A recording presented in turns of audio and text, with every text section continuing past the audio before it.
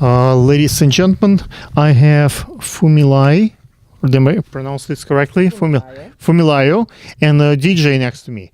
And those folks are all the way from DanceParade. As you can see, it's a small print, May 18 in New York City. It's going to be 13th of the annual parade, and we're going to find out what is it and how does it work. Can you please introduce yourself and kind of tell a little bit what makes you, perfect person to speak about the dance parade? Hi, my name is Fumilayo Chesney, and I am a dance director. I direct a FushaDance company.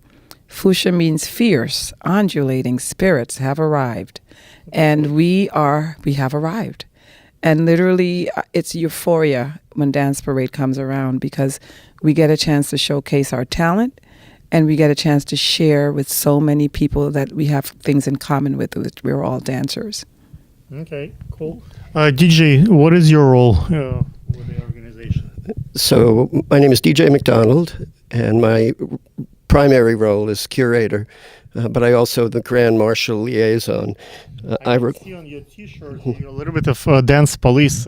Well, this is part of the origin of the parade. Both Fumi and I have been in the parade from the very beginning, when it began in 2007, partially as a protest, an organized demonstration of the fact that dance is an expressive performing art, contradicting the statement of the New York State Supreme Court judge, who in that year ruled that the city's cabaret law could stand because social dancing was not considered an expressive art form. So our attitude was, oh, you don't think it's expressive? You want to see expressive? We'll put 10,000 people in the street and see how you like that. That's right. And that's what we've been doing every year for 10 years. It's the biggest single-day dance event in the world, as far as we know. Mm-hmm. It runs from 1 p.m. on the Saturday before Memorial Day. It's always the same Saturday in the calendar every year, before Memorial Day weekend, the weekend before that, that Saturday. From 1 p.m., the parade goes till about 4 down to Tompkins Square Park.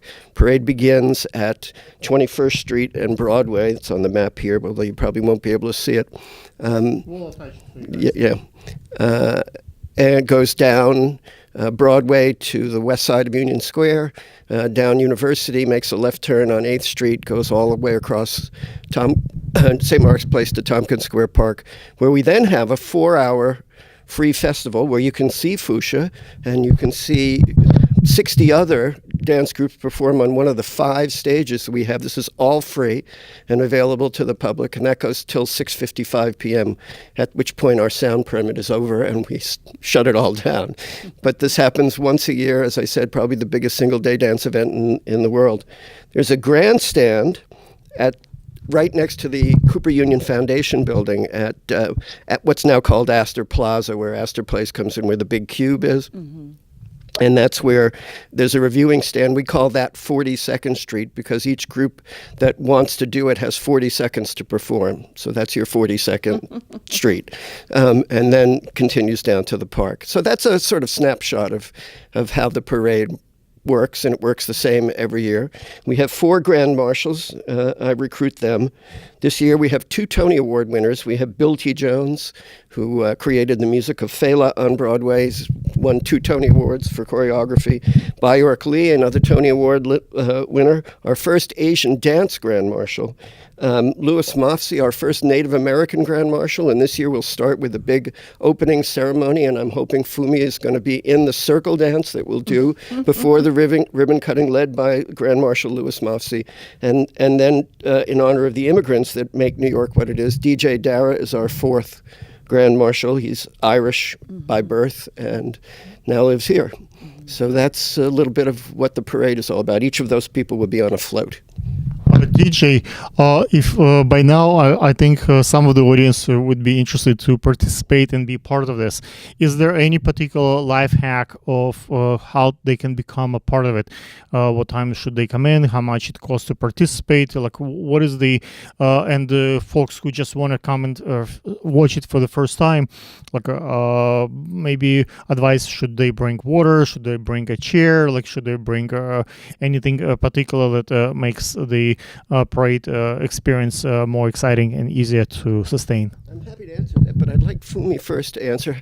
How to register for the parade as a participant, Yes. like you do? How do you do that? Well, to register as a participant, you have to just give $50, Okay. and you send it in a couple of months before the show, and that's it.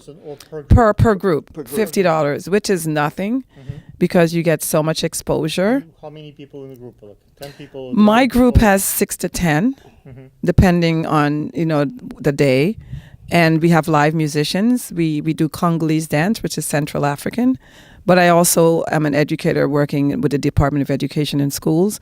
So when I work in the schools, I do every dance. But for my dance company, we focus on Congolese Central African dance. There are so many dance schools in New York, and everybody teach dance. Like any street, you would see a couple of dance schools. What is the advantage of being part of the parade and having your own group in the parade? Like, for example, I do fashion shows during the parades. Like, let's say the Halloween parade is free, and the right after your parade, the Mermaid parade is coming. So there are some parades that really encourage people to participate, and I think it's really great to show when models can do the runway walk during the parade, and it gets a lot of attention. And some of the models actually know how to dance as well. What is the advantage of being for you group? Do you find maybe new clients, new students? Like, do you get some promotion out of this? Why do you do this? Okay, first because I love it, of course. And then the next thing, just to be aligned with Dance Parade and what they're about, it kind of goes with my mission statement for my dance company. As well, it also adds incentive for my dancers who we do classes all year and we rehearse and do shows. But when this comes up, we get revved up because we have months and months of rehearsal. And also it helps the classes because the class sizes improve because people are interested in joining the parade, and so they come to class and get the choreography. And it's just great promotion for the company. Okay. And as far as the size of the groups, they range from upwards of 200. We've had groups come in with more than 200 people, and we have groups that come from as far away as Kansas City. From Japan, we've had come all the way to New York to perform as part of the parade.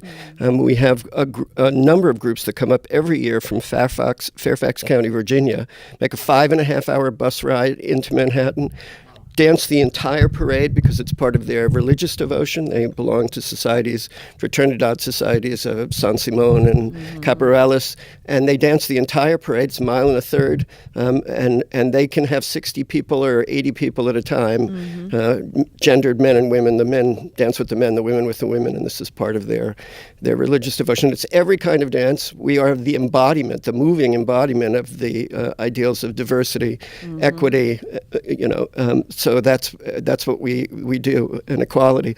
So and inclusion, and that's what it is. As far as people watching the parade, or if you want to be a sponsor, you mentioned the fashion group. We do have a fashion sponsor this year, D-Web Designs. She's a dancer. She does American tribal belly dancing and she teaches other things. And but she also has a fashion company, and it's called From the Studio to the Street is her motto. And she'll be presenting dancers in various styles on one of our stages this year. So that's a promotional opportunity for her. So that we do as well. There are other sponsors. If you're interested in being involved in this in any way, you go to www.danceparade.org. That's one word, Dance Parade, run together, DanceParade, danceparade.org. And you can register, look up sponsorship. Any information you're looking for can easily be found there, including this map and all the graphics that you need to understand what we do.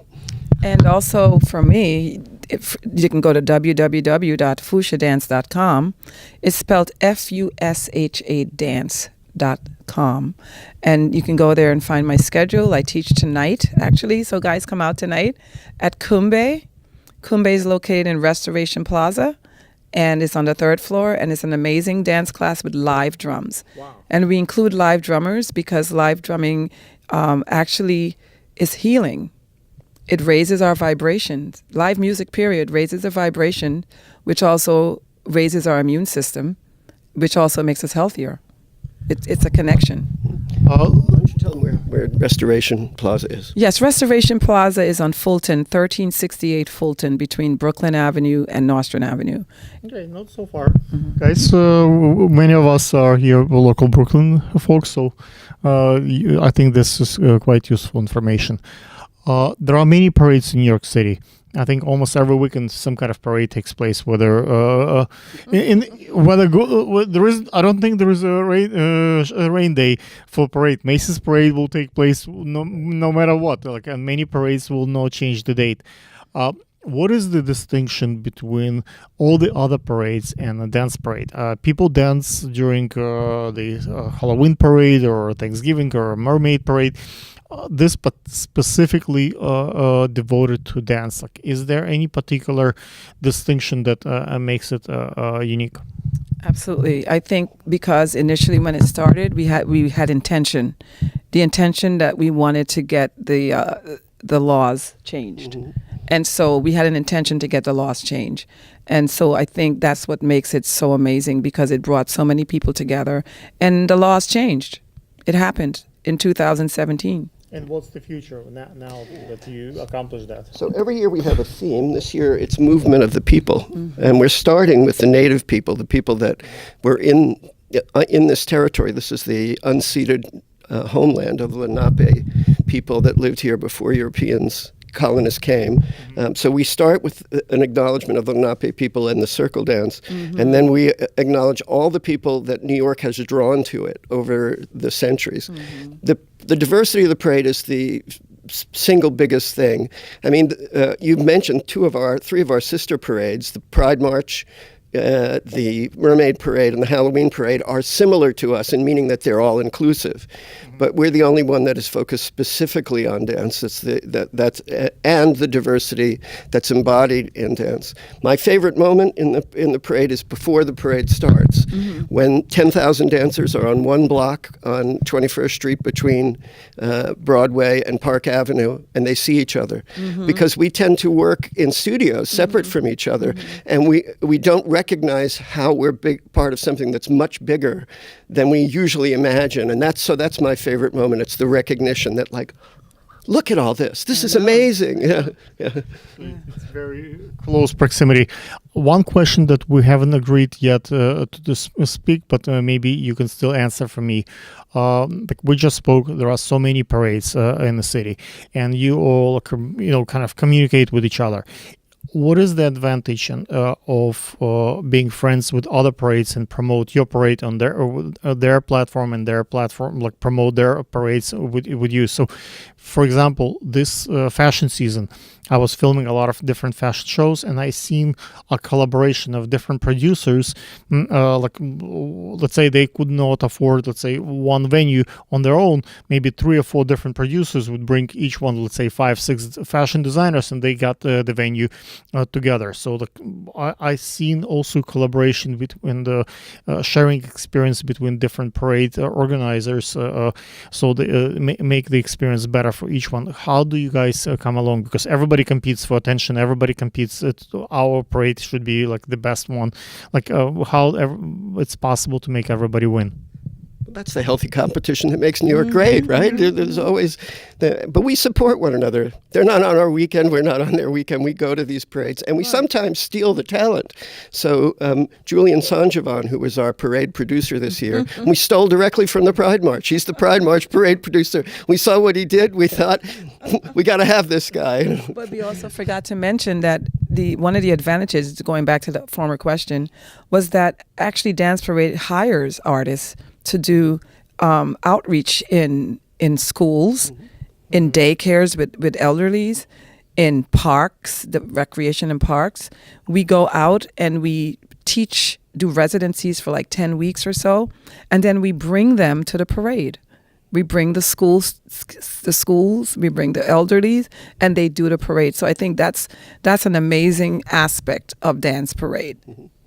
And we also pay for performances on the teaching stage, the main stage, and site-specific. There are several sites in Tompkins Square Park. We take over the entire park for 4 hours.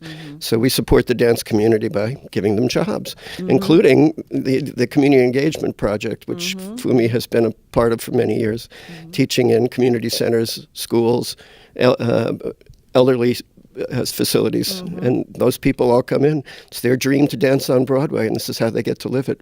That's right. What is the process? So I have 2 more closing questions, and then I'll let you go. So my first question is, what is the process for the folks when they participate in the parade as media? Let's say like someone like me, and I don't want to have a steady camera and tripod, just everybody pass me by and just film them. I want to be literally kind of involved, move with the dancers, the camera move with the with the performances, so film the audience. Is there a process for the media to be part of the parade? Go ahead. So Rebecca Miles, who arranged this interview, is our publicity chair.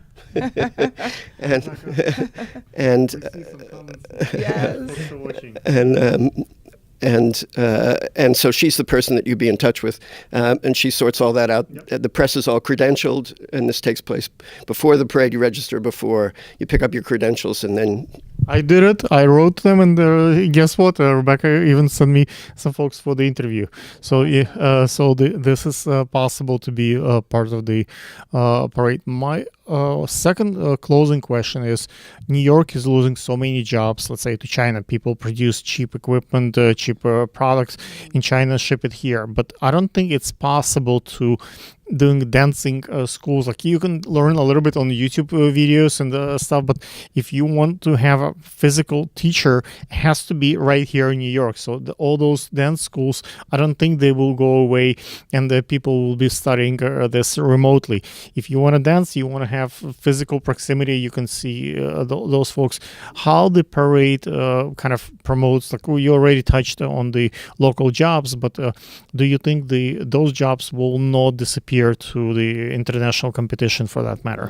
Because there's always a wave coming in, as there's a wave going out. This is the way New York has always, immigrant groups come, and then the Chinese have now become the largest, so you mentioned them, and we work with Better Chinatown. Bjork Lee, our Grand Marshal, grew up in Chinatown. She had a Chinese father, Indian mother, grew up right in Chinatown, and they're always there. And in terms of encouraging people, you asked about, yes, bring a chair. You can line the entire parade route.